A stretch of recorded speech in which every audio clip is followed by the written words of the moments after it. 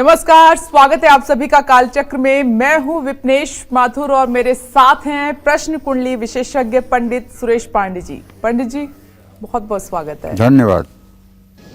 आने वाले 24 सालों में किस पर, कब और कैसे आएगी शनि की 7.5 जानने के लिए देखिए कालचक्र। जी हां, कार्यक्रम की शुरुआत करने से पहले मैं आज आपको बता दूं कि आज का कालचक्र आपको बहुत ध्यान से देखना है, क्योंकि आज कालचक्र में पंडित जी आपको शनि की 7.5 से जुड़ी बेहद ही महत्वपूर्ण जानकारी देने वाले हैं। शनि से जुड़े उपाय तो पंडित जी ने आपको कालचक्र में कई बार बताए हैं, आपने सुने हैं, लेकिन जो जानकारी आज पंडित जी आपको देने वाले हैं वो आपके बहुत काम की है। आज कालचक्र में पंडित जी आपको बताएंगे कि शनि की 7.5 का कौन सा चरण आप पर कब और कैसे असर डालेगा, किस चरण में शनिदेव आप पर मेहरबान हो जाएंगे और किस चरण में आपको शनि का प्रकोप झेलना पड़ सकता है। साथ ही 7.5 के कौन से चरण में आपको कौन सी सावधानी बरतनी चाहिए, ये भी आपको आज पंडित जी बताने वाले हैं। इसीलिए बने रहिए हमारे साथ और ध्यान से देखिए आज का हमारा ये स्पेशल शो। तो शुभ मुहूर्त तो आपने आज का जान लिया। अब मेष राशि की हम बात कर लेते हैं। चलिए अपनी इस खास और जरूरी चर्चा को शुरू करते हुए सबसे पहले बात मेष राशि की हम कर रहे हैं। मेष राशि वालों पर शनि की ढैया और 7.5 का कौन सा चरण कब है और ये आपके जीवन पर कैसा असर डालेगा, आइए जान लेते हैं।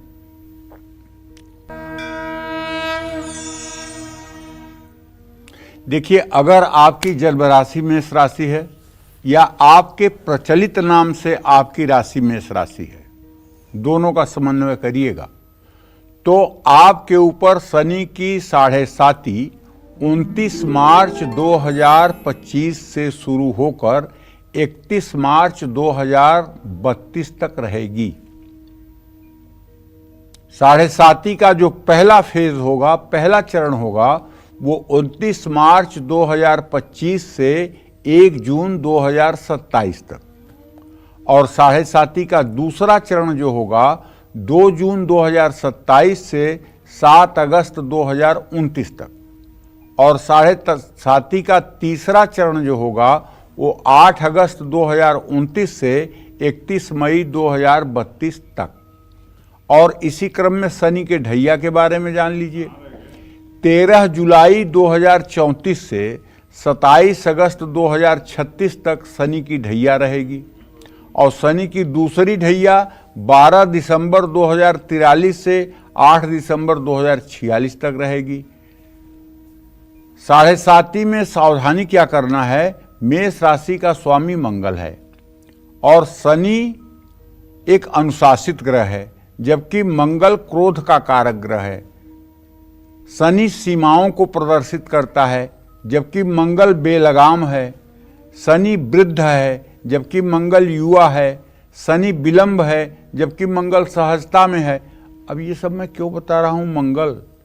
मंगल इसलिए कि आपका राशि स्वामी है मंगल, और 7.5 का स्वामी शनि होता है, इसलिए शनि मंगल का कॉम्बिनेशन कर रहा हूँ। शनि आत्मनियंत्रक है जबकि मंगल आक्रामक है। मंगल और शनि एक दूसरे के शत्रु भी हैं। मंगल वो है जिसे शनि हमेशा अपने वश में करना चाहेंगे। ऐसे में जब भी शनि की 7.5 या ढैया मेष राशि के जातकों पर आएगी तो उनको कुछ बातों का ध्यान रखना होगा। क्यों? इसलिए कि आपकी राशि शनि की नीच राशि है, और नीच राशि के लिए शनि ज़्यादा दुखदाई होता है। जैसे 7.5 ढैया या महादशा अंतरदशा कुछ भी चले, लेकिन अगर किसी का तुला का शनि है तो नुकसान नहीं करता है, क्योंकि तुला का शनि उच्च का होता है। अगर जन्म कुंडली में शनि तुला राशि का है, उच्च का है, तो नुकसान नहीं करता है। और दूसरी बात जो महत्वपूर्ण है, तुला राशि वालों को भी शनि ज़्यादा परेशान नहीं करता है, ऐसा हमारा अनुभव कहता है। मेष राशि के जातकों के लिए शनि की 7.5 थोड़ी मुश्किल रहती है। आप पर जब भी शनि की 7.5 या ढैया आए तो सबसे पहले आपको अपने गुस्से पर काबू रखना चाहिए। और गुस्सा एक ऐसी चीज़ है, क्रोध एक ऐसी चीज़ है जो बहुत अच्छे अच्छे सहनशील लोगों को हो ही जाता है। अगर क्रोध पर नियंत्रण हो जाए तो वो व्यक्ति तो महात्मा हो जाएगा। अगर अहंकार पर नियंत्रण हो जाए तो व्यक्ति भगवान का परम प्रिय हो जाएगा। अहंकार का इतना आसानी से त्याग संभव है? नहीं। क्रोध पर इतना जल्दी, इतना आसान है नियंत्रण होना? नहीं। ये सिर्फ तभी हो सकता है भाई, क्रोध और अहंकार पर नियंत्रण, जब आप भगवान की शरणागति ले लें। जब आप ये मानना शुरू करें कि मैं कोई अमर अजर नहीं हूं, मुझे भी एक दिन मरना है और न कुछ लेकर आए हैं न कुछ लेकर जाएंगे, ये भाव अगर आ जाए और सब में ईश्वर का स्वरूप आपको दिखने लगे, सभी जितने जीव जंतु हैं सब आपको ईश्वरमय दिखने लगें, ये अभ्यास करना चाहिए। ऐसे नहीं दिखते हैं, धीरे धीरे अभ्यास करना चाहिए।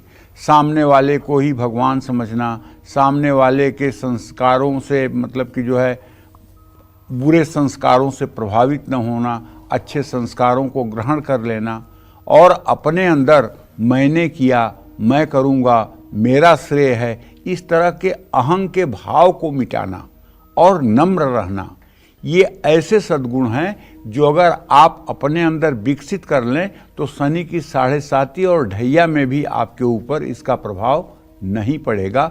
जय मां विंध्यवासिनी। पंडित जी, उपाय भी बता दीजिए मेष राशि वाले के लिए कि इस दौरान क्या करें वो। हाँ, मेष राशि के जातकों को चाहिए कि शनि की 7.5 हो, ढैया हो या महादशा चल रही हो, तो इन्हें पहला काम तो ये करना चाहिए, ओम सन्नो देवीरभिष्टयो आपो भवन्तु पीतये संयोरभिस्रवन्तु नः। इस मंत्र का 10 माला जप 102 दिन करना चाहिए। अगर ये मंत्र कठिन हो रहा है तो ओम शं शनश्चराय नमः, इस मंत्र का भी 102 दिन 10 माला जप कर लें। या ओम नीलांजन समाभासम रविपुत्रम यमाग्रजम छायामार्तंड संभूतम तम नमामि शनैश्चरम, इस मंत्र का भी 10 माला जप अगर 102 दिन कर लें तो मैं दावे के साथ कहता हूँ प्रभाव तो पड़ेगा। ऐसा तो नहीं है कि प्रभाव 1% भी नहीं पड़ेगा, लेकिन प्रभाव उतना ही पड़ेगा जितना आप सह पाएंगे, इसमें कोई संदेह नहीं है। जय मां विंध्यवासिनी। तो देखिए, ये पंडित जी ने आपको उपाय बताए हैं और आप ये उपाय भी करें और ये मंत्र जाप करें, साथ ही इनका उच्चारण आप ठीक से जान लें। आगे बढ़ते हैं, वृषभ राशि की बात करते हैं। मेष राशि की तो बात हो गई है। वृषभ राशि पर शनि की ढैया और 7.5 का कौन सा चरण कब है और ये आपके जीवन को किस तरह से प्रभावित कर सकता है, आइए जान लेते हैं।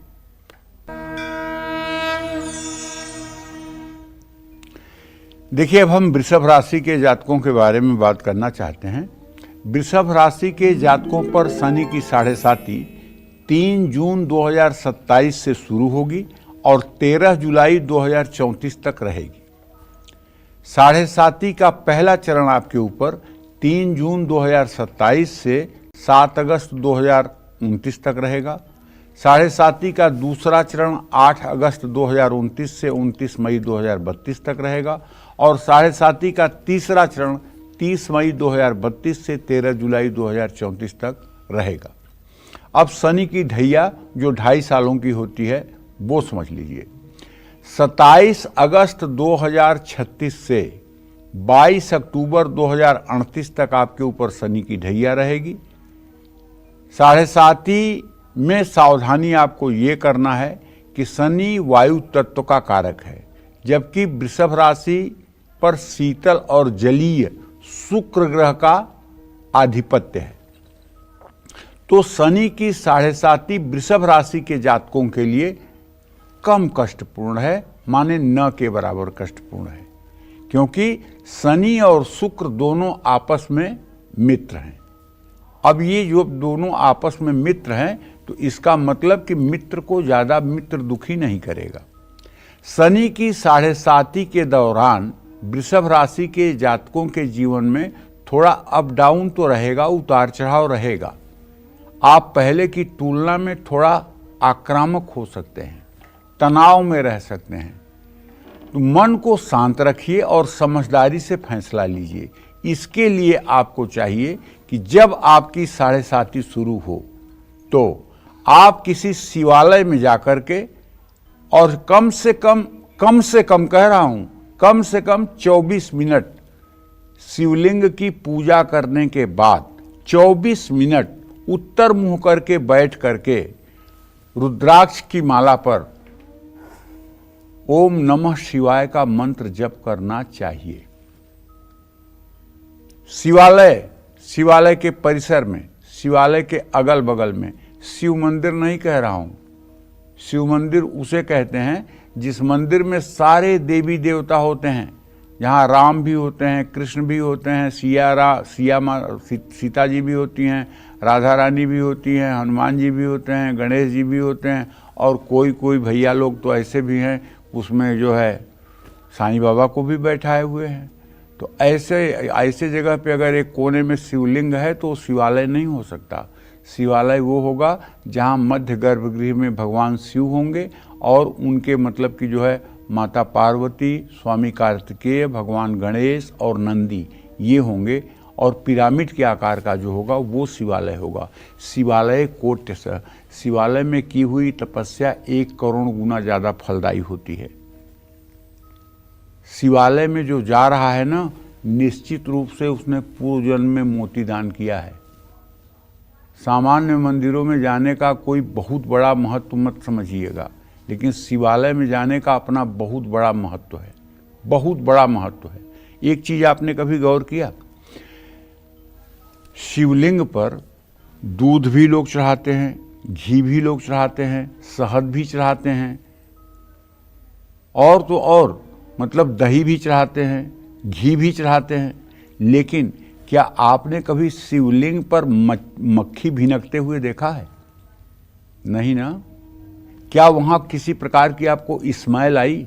जहां इतना दूध गिर रहा है दिन भर में हजारों लीटर, इतना घी, इतना शहद जहां गिर रहा है, वहां तो यार मक्खी आनी चाहिए या वहां कोई स्मेल आनी चाहिए। ऐसा तो कुछ होता नहीं। क्यों नहीं होता? कभी आपने सोचा ही नहीं होगा, तो सोच लीजिए। इसलिए कि जो शिवालय की संरचना पिरामिड के आकार की है, उसके नीचे इस तरह की दुर्गंध की कभी स्थिति पैदा ही नहीं हो सकती। शिवालय का वास्तु ऐसा है। सामान्य मंदिरों में ये बात आपको नहीं मिलेगी।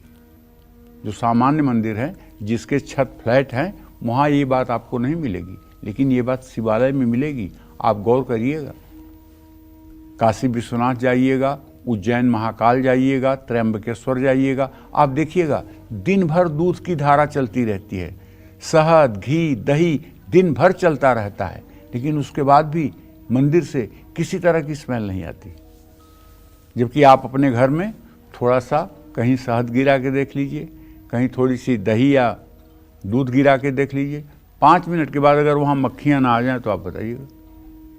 तो कहने का मतलब यह है कि सनातन धर्म में बहुत कुछ दूरदर्शिता के साथ सारा कार्यक्रम सुनिश्चित है, इसमें कोई दो राय नहीं है। इसीलिए सनातन धर्म महान है। जय मां विंध्यवासिनी।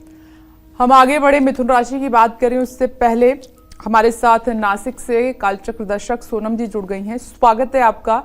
अपना सवाल कीजिए पंडित जी से। पंडित जी कोटि कोटि प्रणाम। हाँ, सदा मेरा सुखी नाम रहो। सोनल पांडे है, मैं नासिक से बोल रही हूँ। मेरा सवाल मेरी बेटी के लिए था। पंडित जी मेरे 2 सवाल थे। मेरी बेटी का जन्म 28 नवंबर 2003 शाम 7 बजे का है।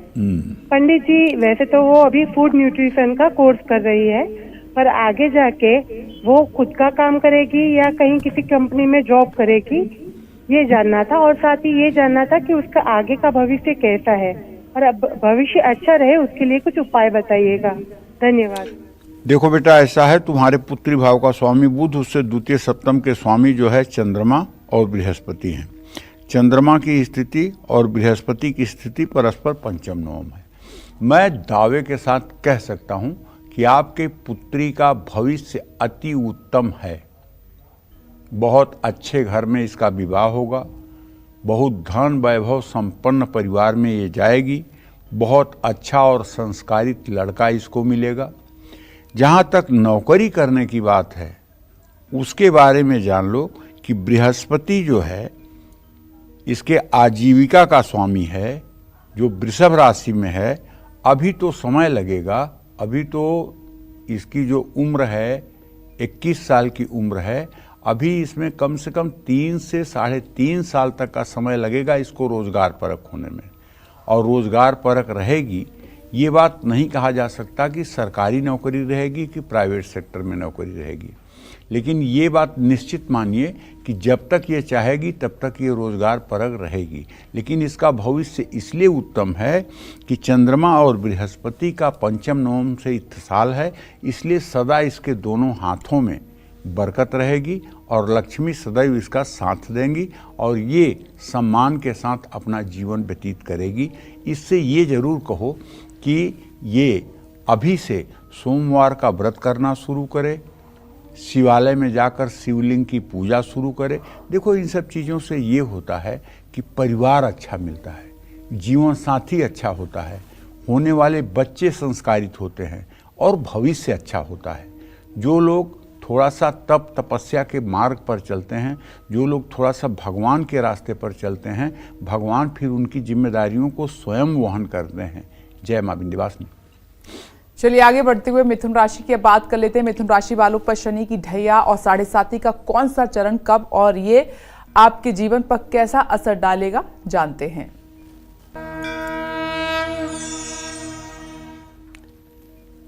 देखिए, मिथुन राशि के जातकों को बताना चाहूंगा कि शनि की 7.5 आपके ऊपर 8 अगस्त 2029 से शुरू होकर 27 अगस्त 2036 तक रहेगी। 7.5 का पहला चरण 8 अगस्त 2029 से 30 मई 2032 तक रहेगा। 7.5 का दूसरा चरण 30 मई 2032 से 11 जुलाई 2034 तक रहेगा और 7.5 का तीसरा चरण 12 जुलाई 2034 से 27 अगस्त 2036 तक रहेगा। शनि की ढैया 29 मार्च 2025 तक, शनि की ढैया 29 जनवरी 2041 तक और 12 दिसंबर 2043 तक। 7.5 और सावधानी इसके लिए क्या करना है। मिथुन राशि का स्वामी बुध है और ये वायु तत्व की राशि है। शनि भी वायु तत्व प्रधान ग्रह है। ऐसे में मिथुन राशि वालों पर शनि की 7.5 का मिला जुला प्रभाव पड़ेगा, न बहुत बुरा न बहुत भला। बहुत ज़्यादा बढ़ चढ़ करके इस समय नहीं बोलना चाहिए। अपनी प्रतिभा को या अपने पुरुषार्थ को पूरा प्रदर्शन करना चाहिए, लेकिन उसका वाहवाही पाने का प्रयास नहीं करना चाहिए। इस समय में किसी के ऊपर आंख मूंद कर विश्वास नहीं करना चाहिए। खास करके प्रॉपर्टी के मामले में धोखा मिल सकता है, मानसिक तनाव हो सकता है। शनि आपके खर्चे को बढ़ा सकते हैं, धनहानि हो सकती है और परिवार और वैवाहिक जीवन में कलेश हो सकता है। और जब भी मिथुन राशि पर शनि की 7.5 आती है तो मिथुन राशि के जातकों का झुकाव नशे की तरफ होता है। इसलिए मिथुन राशि के जातकों से मैं करबद्ध प्रार्थना करूंगा कि अगर आपकी मिथुन राशि है और आपके ऊपर शनि की 7.5 ढैया या महादशा या अंतरदशा चल रही हो तो आपको आत्मसंयम बरतना चाहिए और ये बहाना नहीं लेना चाहिए कि बहुत टेंशन है इसलिए नशा करता हूँ। टेंशन का उपाय नशा नहीं है, टेंशन का उपाय धैर्य है। अगर आपके अंदर पेशेंस है, अगर आपके अंदर धैर्य है तो चाहे जितनी बड़ी विपत्ति आपके सामने आएगी, भगवान उसका समाधान भी आपके पास भेज देंगे। बहुत से लोग जब मिलते हैं और उनसे मैं आग्रह करता हूं कि नशा आप त्यागने का संकल्प लें, तो यही कहते हैं कि क्या करें पंडित जी, इतनी ज़्यादा टेंशन है कि नींद नहीं आती है, इसलिए लेना पड़ता है। ये एक बहाना है सिर्फ। किसी भी टेंशन का समाधान किसी प्रकार का एडिक्शन नहीं है। अगर समाधान ही चाहते हो तो भगवान की शरणागति ले लो। जैसे आपने अपना मकान किसी को बेच दिया तो उस मकान में छिपकली और मकड़ी का जाला जो है वो भी उसी का हुआ जिसने मकान खरीदा है। अब छिपकली आपको निकालने की ज़रूरत नहीं, मकड़ी का जाला आपको साफ करने की ज़रूरत नहीं, क्योंकि आपने जिसको दे दिया अब उसकी जिम्मेदारी। उसी तरह से आप अपने को, अपने कुटुंब को, अपने परिवार को भगवान के चरणों में शरणागत कर दो। नाथ सकल संपदा तुम्हारी, मैं सेवक समेत सुतनारी। जैसे रखना हो प्रभु रखिए, जैसे बुद्धि आप देंगे वैसे हम जीवन जिएंगे। हानि भी आपकी, लाभ भी आपका, हमारा कोई श्रेय नहीं। इस भाव से अगर आप कर्म करना शुरू करें और दुख सुख जो भी मिले उसे आप प्रभु की कृपा मान करके अगर बर्दाश्त कर लें तो मैं विश्वास के साथ कह सकता हूँ इस तरह के मन में भाव आने से ही कष्टों का समाधान हो जाएगा। जय मां विंध्यवासिनी। चलिए बिना देर किए आगे बढ़ते हैं और कर्क राशि की हम बात करते हैं। कर्क राशि वालों पर शनि की ढैया और 7.5 का कौन सा चरण कब है और ये आपके जीवन पर कैसा असर डालेगा, जानते हैं। कर्क राशि वालों पर शनि की 7.5 31 मई 2032 से शुरू होकर 22 अक्टूबर 2038 तक रहेगी। 7.5 का पहला चरण 31 मई 2032 से 11 जुलाई 2034 तक रहेगा। 7.5 का दूसरा चरण 12 जुलाई 2034 से 26 अगस्त 2036 तक रहेगा और 7.5 का तीसरा चरण 27 अगस्त 2036 से 22 अक्टूबर 2038 तक रहेगा।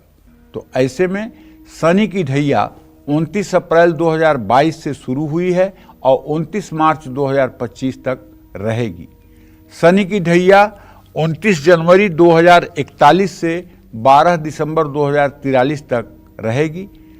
इसमें सावधानी आपको ये करना है कि कर्क राशि का स्वामी चंद्रमा है जो शनि का शत्रु है। ऐसे में शनि की 7.5 के दौरान कर्क राशि के जातकों को थोड़ा सा सतर्क रहना चाहिए, क्योंकि इसमें जो मैंने अनुभव किया है, शनि की 7.5 में कर्क राशि के जातक एंजाइटी के शिकार होते हैं, डिप्रेशन के शिकार होते हैं, अवसाद के शिकार होते हैं और नकारात्मक सोच बढ़ जाती है। हर काम में अरे ये तो नहीं हो पाएगा, ये तो नहीं होगा, ये कैसे होगा, ये तो मुश्किल है, इस तरह के विचार मन में आने लगते हैं।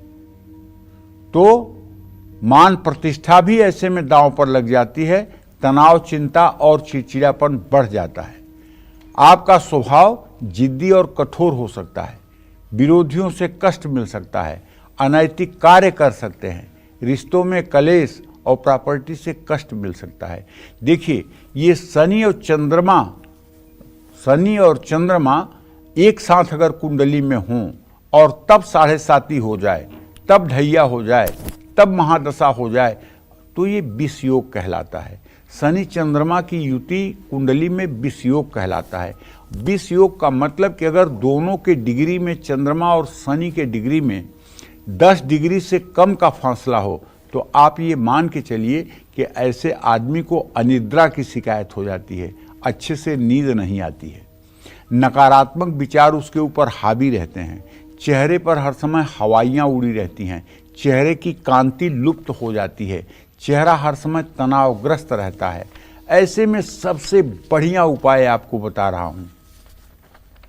आप अगर समझ गए ना कि चूहा किस अलमारी में मरा है, तो निकाल के बाहर फेंक दो, बदबू बंद हो जाएगी। आपको पता लग गया ना कि प्रॉब्लम क्या है। प्रॉब्लम यह है कि शनि चंद्रमा के साथ होकर विष योग बना रहा है। आप आसन लगाकर अपने घर के पूजा स्थान में ओम जूम सह, ओम सोचते हुए श्वास को नाभि तक भरिए, जूम सह सोचते हुए श्वास को निकालिए। 24-24 मिनट सुबह शाम करिए। अगर 24 दिन के अंदर आपकी जिंदगी न बदल जाए तो फिर आप बताइए। जय मां विंध्यवासिनी। आने वाले 24 सालों में किन राशि वालों पर कब और कैसे आएगी शनि की ढैया और 7.5? यही बता रहे हैं आज आपको पंडित सुरेश पांडे जी कालचक्र में। तो चलिए अब बात करते हैं सिंह राशि वालों की। इन पर 7.5 का कौन सा चरण कब शुरू हो रहा है और इसका आपकी लाइफ पर क्या इम्पैक्ट पड़ सकता है, आइए जान लेते हैं।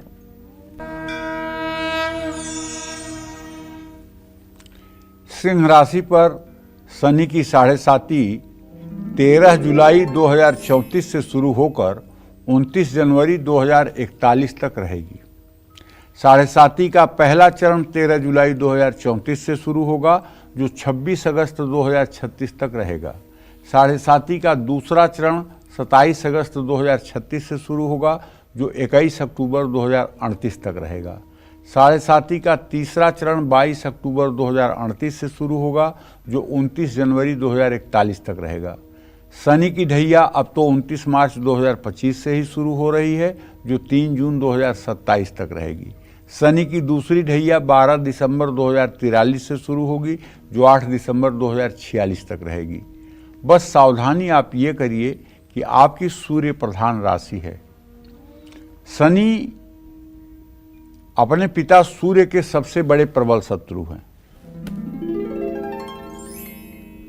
सिंह राशि अग्नि तत्व की राशि है जबकि शनि वायु तत्व की राशि है। शनि को जलने के लिए हवा की जरूरत होती है और इनका संयोग जो जीवन में विस्फोट ला सकता है। ऐसे में 7.5 के दौरान सिंह राशि वालों को काफ़ी सावधान रहने की जरूरत रहती है। विरोधियों और पीठ पीछे वार करने वालों से सावधान रहना चाहिए, क्योंकि सिंह राशि के जातकों के एक चीज़ अंदर मैंने जो अनुभव किया है वो ये कि इनके अंदर प्रतिभा तो बहुत होती है, नो डाउट।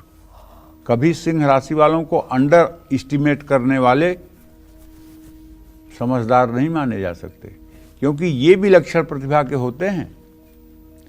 लेकिन इनकी जो सबसे बड़ी कमी होती है वो होता है आंख मूंद कर दूसरों पर विश्वास करना और अपने ऊपर ओवर कॉन्फिडेंस, अपने ऊपर जरूरत से ज़्यादा विश्वास कि कोई मेरा क्या कर लेगा, मैं सही हूं ना तो सामने वाला मेरा क्या कर लेगा। होना भी चाहिए ये भाव। लेकिन यद्यप शुद्धम लोक विरुद्धम ना करणीयम ना चरणीयम, यद्यपि शुद्ध हो लेकिन यदि लोकाचार के अनुसार न हो तो न तो उसको करो न उसका आचरण करो। रावण साधु का वेश बना करके माता सीता से भिक्षा मांगने आया था, अपने वेश में नहीं आया था। इतउत चितई चला भड़ियाई, चला दसानन स्वान किनाई। और माता सीता ने उसे साधु समझ करके लक्ष्मण रेखा का उल्लंघन करके भिक्षा देने के लिए आगे बढ़ी। तब वो अपने असली रूप में आकर के जगत जननी जगदम्बा माँ सीता का अपहरण किया। तो वैसे आप अगर किसी के ऊपर लक्ष्मण रेखा लांघ करके और विश्वास करेंगे ओवर कॉन्फिडेंस में आकर कि मैं गलत नहीं हूं तो मेरे साथ गलत क्या होगा, तो इसी जगह धोखा हो सकता है। और दूसरी बात ये कहना चाहूंगा, चलिए आप दयालु हृदय हैं, सबकी मदद करते हैं, परोपकार करते हैं, ये अच्छे संस्कार हैं आपको, इसके लिए मैं मना नहीं कर रहा हूं। लेकिन पैसे के मामले में किसी पर आंख मूंद कर भरोसा करना भी बहुत अच्छी बात नहीं है। मानहानि, पदहानि, ये भी सिंह राशि के जातकों की जब 7.5 होती है तो उस समय इसका सामना करना पड़ता है। मन अस्थिर रहता है, रिश्ते बिगड़ते हैं, अकेलापन और उदासी महसूस होती है, सेहत भी बहुत अच्छी नहीं रहती है। खास करके जिन लोगों की उम्र 60 साल से ज़्यादा है उनके लिए तो बहुत मतलब कि अच्छा समय नहीं माना जाता है। स्वभाव जिद्दी होता है, दूसरों पर हावी होने की आदत बढ़ जाती है। इस समय खर्च भी संभालना होता है। तो आप शनि का उपाय मत करिएगा, आप सूर्य का उपाय करिएगा। सूर्य का उपाय क्या करिएगा? एक तो सूर्योदय के समय उठकर सूर्य को जल दीजिएगा, और दूसरा कम से कम आग्रह मेरा मान लीजिए 3 माला गायत्री मंत्र का जप रोज करिएगा। और खान पान एकदम सात्विक रखिएगा और रविवार के दिन ब्रह्मचर्य का पूर्ण रूप से पालन करिएगा। मैं दावे के साथ कह सकता हूं शनिदेव कुछ भी नहीं बिगाड़ पाएंगे। जय मां विंध्यवासिनी। चलिए आगे बढ़ते हैं, बात कर लेते हैं कन्या राशि वालों की। कन्या राशि वालों पर शनि की ढैया और 7.5 का कौन सा चरण कब है और ये आपके जीवन को किस तरह से प्रभावित कर सकता है, आइए जान लेते हैं।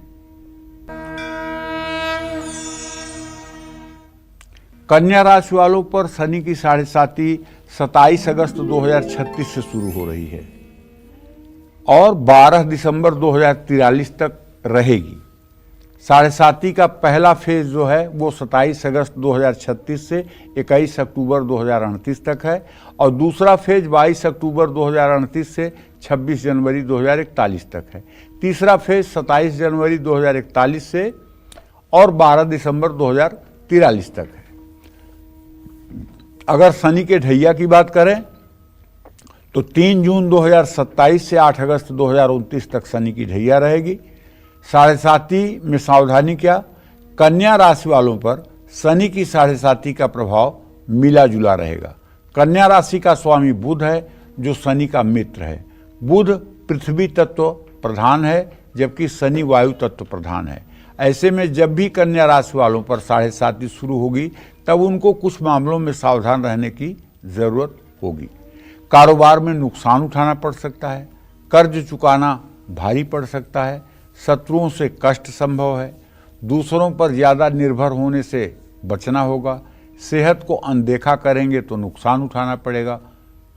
इन सब चीज़ों के अंतर्गत यदि आप राम रक्षा स्तोत्र का सुबह शाम पाठ करना शुरू कर दें, राम दरबार की पूजा करना शुरू कर दें और 7.5 के दिनों में आप श्री अयोध्या धाम जाकर के रामलला के दर्शन करें, हनुमानगढ़ी में जाकर हनुमान जी का दर्शन करें, सरजू में स्नान करें और वृंदावन जा कर के आप यमुना जी में स्नान करके बांके बिहारी का दर्शन करें, राधा वल्लभ का दर्शन करें, राधा रमण का दर्शन करें, गोपेश्वर महादेव का दर्शन करें, निधि वन में जाकर के आप कान्हा के दर्शन करें, तो मैं दावे के साथ कह सकता हूँ आपकी परेशानियाँ चुटकी बजाकर हल हो जाएंगी। जय मां विंध्यवासिनी।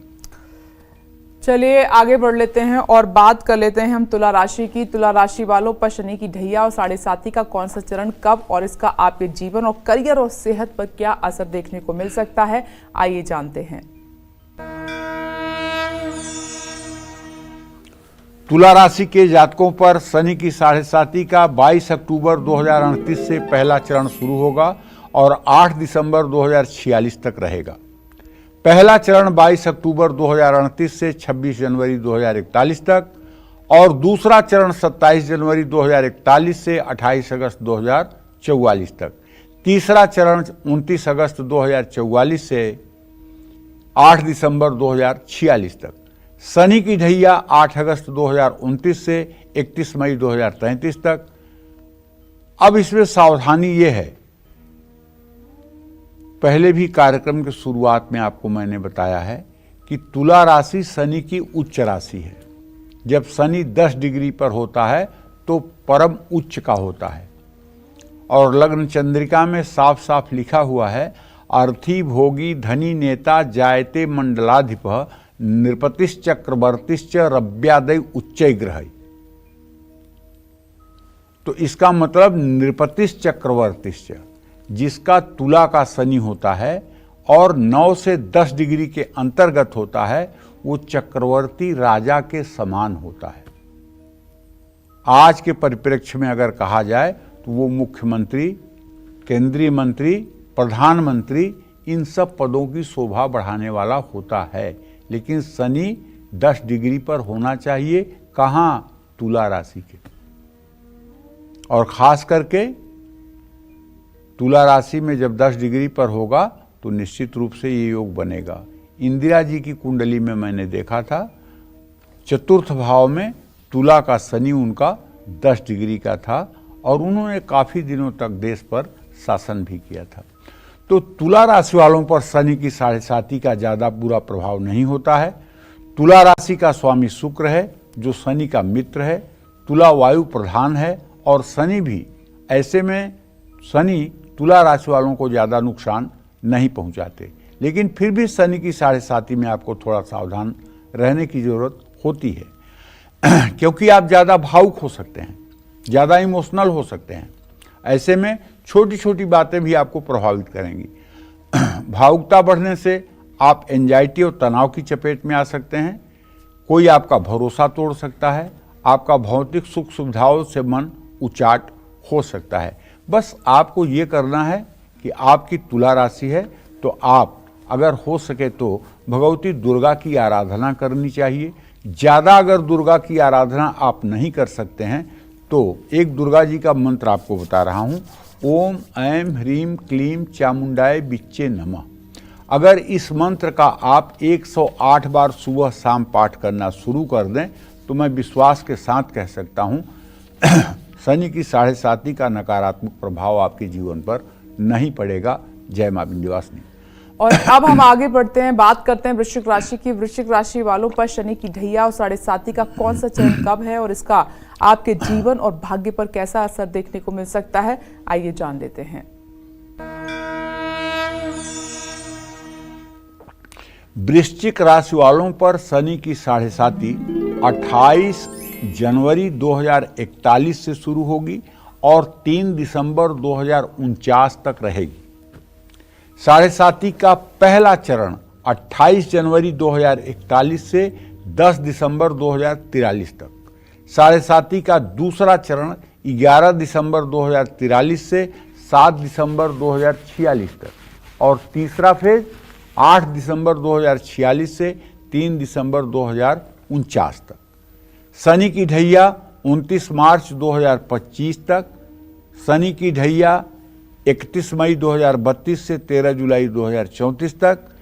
7.5 में आपको सावधानी ये करना है कि 7.5 के दूसरे और तीसरे चरण में थोड़ा सावधान रहिएगा। धैर्य की कमी होगी, वाणी कड़वी हो जाएगी, जीवन में संतुष्ट नहीं रहेंगे, दुर्घटना का योग रहेगा। तो ऐसे में आपको करना ये है कि नित्य आपको हनुमान जी की उपासना करनी चाहिए। हनुमान चालीसा के साथ साथ आपको हनुमान बाहुक का भी पाठ करना चाहिए। जय मां विंध्यवासिनी। अब आगे बढ़ते हुए धनु राशि की हम बात कर लेते हैं। धनु राशि पर शनि की ढैया और 7.5 का कौन सा चरण कब शुरू हो रहा है और इसका आपके करियर, हेल्थ और किस्मत पर कैसा प्रभाव देखने को मिल सकता है, जानते हैं।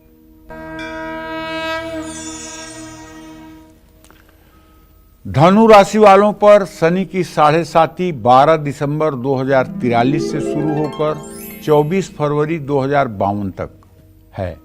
7.5 का पहला चरण 12 दिसंबर 2043 से 7 दिसंबर 2046 तक है। दूसरा चरण 8 दिसंबर 2046 से 6 मार्च 2049 तक और तीसरा फेज 7 मार्च 2049 से 24 फरवरी 2052 तक रहेगा। शनि की ढैया 29 मार्च 2025 से 3 जून 2027 तक और दूसरी ढैया 13 जुलाई 2034 से 27 अगस्त 2036 तक। जो लोग ज्योतिष के कम जानकार होंगे वो लोग ये सोचते होंगे कि ये तो मुझे पता है कि हमारे राशि के आगे पीछे जब शनि आता है तो हमारे राशि पर 7.5 हो जाती है। जैसे हमारी धनु राशि है तो वृश्चिक राशि में अगर शनि आया तो धनु राशि पर भी 7.5 हो गई, तुला पर भी 7.5 हो गई, धनु पर भी 7.5 हो गई। तो इस तरह से जैसे कुंभ राशि में शनि है तो इस समय मीन राशि पर भी 7.5 है, मकर राशि पर भी 7.5 है। लेकिन ये ढैया कहाँ से प्रकट हो जाती है? अच्छे अच्छे ज्योतिषी भी इसमें गोल गोल हो जाते हैं। तो मैं आपको बताना चाहता हूँ आपके नॉलेज के लिए, अगर आपको पता हो तो साधुवाद, अगर न पता हो तो आप जान लीजिए। शनि जिस कक्षा में बैठा हो, जिस राशि में बैठा हो, उससे 6वां और 10वीं, उससे 6वीं और 10वीं जो राशि होगी उस पर शनि की ढैया होगी। जैसे इस समय फर्ज कीजिए कुंभ राशि में शनि है ना, तो कुंभ से गिनना शुरू करिए। कुंभ को 1 मानिए, 11, 12, 1, 2, 3, 4 ये 6वीं राशि हो गई। यहाँ कर्क राशि हो गई। कर्क राशि पर इस समय शनि की ढैया है। इसी तरह से 5, 6, 7, 8 10वीं राशि वृश्चिक हो गई। इस समय वृश्चिक राशि पर भी शनि की ढैया है। इसी तरह से आप आगे भी समझ सकते हैं। धनु राशि का स्वामी गुरु है। धनु एक अग्नि तत्व प्रधान राशि है। धनु राशि ना शनि की शत्रु है ना मित्र है। ऐसे में शनि की 7.5 का प्रभाव आपके ऊपर औसत रहता है। दूसरों की ज़रूरत से ज़्यादा मदद नहीं करनी चाहिए, खास करके कोई गारंटी नहीं लेनी चाहिए। अपना मकान गिरवी रख करके किसी की गारंटी नहीं देनी चाहिए। इन सब चीज़ों से सावधान रहना चाहिए, नहीं भावुकता में किया हुआ निर्णय आपके जीवन को तहस नहस कर सकता है। नकारात्मक सोच बढ़ेगी, जिसका असर रिश्तों पर पड़ सकता है। कार्य क्षेत्र में झगड़े हो सकते हैं और आपका स्वभाव कुछ समय के लिए क्रोधी हो सकता है। जब क्रोध आए तो आपको अपना दांत पीस करके, दांत भींच करके और मन में ही सीताराम सीताराम सीताराम सीताराम 10-5 बार बोलना चाहिए। अगर आपको क्रोध आए और आप बोलने की जगह अपने दांत को कसकर दबा लें और मन में 5 बार सीताराम करें तो ये प्रैक्टिकल करके आप देखिए, आपका क्रोध कम हो जाएगा, आपका गुस्सा शांत हो जाएगा और आपका ब्लड प्रेशर भी नियंत्रित रहेगा। जय मां विंध्यवासिनी। चलिए अब बात कर लेते हैं मकर राशि वालों की। मकर राशि पर शनि की ढैया और 7.5 का कौन सा चरण कब और ये आपके जीवन को किस तरह से प्रभावित कर सकता है, आइए जानते हैं।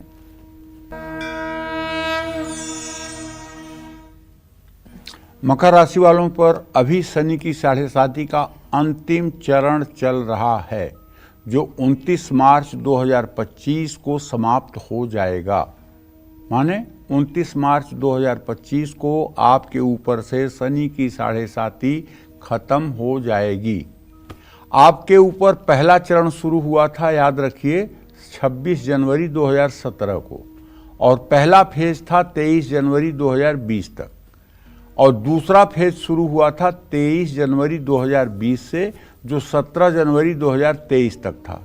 तीसरा फेज शुरू हुआ 17 जनवरी 2023 को, जो 29 मार्च 2025 तक रहने वाला है। शनि की ढैया 3 जून 2027 से 8 अगस्त 2029 तक, और शनि की दूसरी ढैया 27 अगस्त 2036 से 22 अक्टूबर 2038 तक। मकर पृथ्वी तत्व प्रधान राशि है। मकर राशि का स्वामी खुद शनिदेव हैं। ऐसे में शनि की 7.5 के दौरान मकर राशि वालों को ज़्यादा तकलीफ नहीं मिलती है, लेकिन फिर भी 7.5 के आखिरी चरण में और ढैया में मकर राशि वालों को कुछ मामलों में सावधान रहने की ज़रूरत रहती है। 7.5 के आखिरी चरण में मकर राशि वालों को अपने कर्मों का अच्छा या बुरा फल मिल सकता है। गलत कर्म, गलत संगत, गलत बात शनि को नाराज कर सकती है। ऐसे में सतर्क रहें, गैर कानूनी काम करने से बिल्कुल बचें।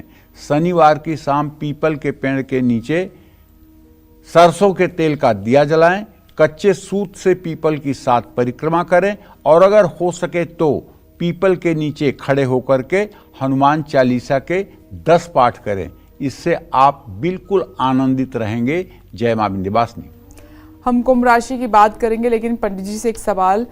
पंडित जी, अगर किसी को नहीं पता है किसी भी वजह से कि उनके ऊपर शनि की 7.5 चल रही है या ढैया चल रही है, तो क्या वो इंडिकेशन है जिससे पता चल जाएगा कि ये उसी का ही असर है? शनि की 7.5 सारे काम बिगाड़ती है। शनि की 7.5 आएगी तो घर में अभाव होगा, कलह होगा, बीमारियां आपको घेर लेंगी, बनते हुए काम बिगड़ जाएंगे, आजीविका का साधन छिन जाएगा, मान सम्मान में कमी आएगी, और विपत्तियां जिनकी आप कल्पना नहीं कर सकते हैं वो पहाड़ बन करके टूट जाएंगी। ये है शनि की 7.5 का परिणाम। शनिदेव एक न्याय के देवता हैं, और आज जैसे मतलब कि कोई मुकदमा 10 साल 20 साल चल रहा हो और उसमें 20 साल के बाद उम्र कैद की सजा हो रही है, 10 साल के बाद फांसी की सजा हो रही है, तुरंत तो जज नहीं कर देता है ना। बिल्कुल। उसी तरह से दूसरे ग्रहों के समय में आपने जो अच्छे बुरे कर्म किए हुए हैं उन सब का हिसाब किताब इकट्ठा हो करके, और शनि की दशा में या शनि की 7.5 और ढैया में उसका मतलब कि परिणाम, उसका रिजल्ट आ जाता है। इसीलिए शनि को न्याय का देवता कहते हैं। अगर आपने शुभ आचरण किया है तो मंगलमय जीवन रहेगा, कोई घबराने की बात नहीं। लेकिन यदि आपने अन्याय से कुछ किया हुआ है और आपने अन्याय किया हुआ है, किसी को दुखाया है, सताया है, दबाया है, किसी को नुकसान पहुंचाया है, तो अब तो शनिदेव को हिसाब करने से कोई रोक नहीं सकता, और ऐसा हिसाब करते हैं जिसकी कोई सीमा नहीं। तो इसलिए हमारे कर्मों का हिसाब करने के लिए शनि की 7.5 और शनि की ढैया और शनि की महादशा आती है। अगर हम सदाचरण से रहें, अगर हम किसी को दुखाएं सताएं ना, अगर हम परोपकार करें, अगर हमारी दान पुण्य में स्थिति हो और भगवान का चिंतन हो, तो आप विश्वास करिए शनिदेव कभी कुछ भी अशुभ नहीं कर सकते। तो इन तीनों में परेशानी एक जैसी होती है? हाँ, बिल्कुल एक जैसी होती है। हाँ नहीं, अलग अलग प्रकार की परेशानियां होती हैं। 7.5 थोड़े दिनों में ही, जैसे शुरू के 2.5 सालों में तो आपको लाभ देगी, मध्य के 2.5 साल सामान्य, लेकिन उतरते समय अंतिम 2.5 साल में एकदम नींव हिला करके रख देगी, 7.5 साल में ही। लेकिन शनि की जो महादशा 19 साल की होती है बेटा, उसमें शनि से जो 6ठे, 8वें, 12वें ग्रह होगा उसकी अंतरदशा में तो बुरा फल मिलेगा, लेकिन जो शनि से केंद्रस्थ होगा, 1, 4, 7, 10 भाव में होगा, 9, 5 स्थान में होगा, उसकी अंतरदशा में बुरा फल नहीं मिलेगा। इसी तरह से ढैया का भी है। और शनि शत्रु क्यों है अपने पिता के इतने? इसलिए कि इनकी माता छाया को जो है जितना सम्मान देना चाहिए सूर्यदेव ने नहीं दिया था। इनकी माता के साथ सूर्यदेव ने उपेक्षा का बर्ताव किया था, इसलिए अपनी माता के बर्ताव का बदला लेने के लिए हर समय ये अपने पिता से शत्रुभाव रखते हैं, दूसरी कोई बात नहीं।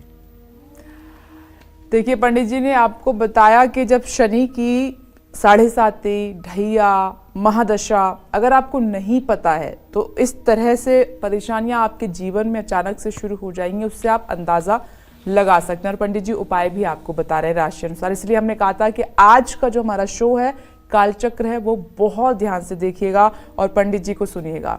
अब हम कुंभ राशि की बात करते हैं। आगे बढ़ते हुए कुंभ राशि पर शनि की ढैया और 7.5 का कौन सा चरण कब और इसका आपके जीवन, करियर और सेहत पर क्या असर देखने को मिल सकता है, आइए जान लेते हैं।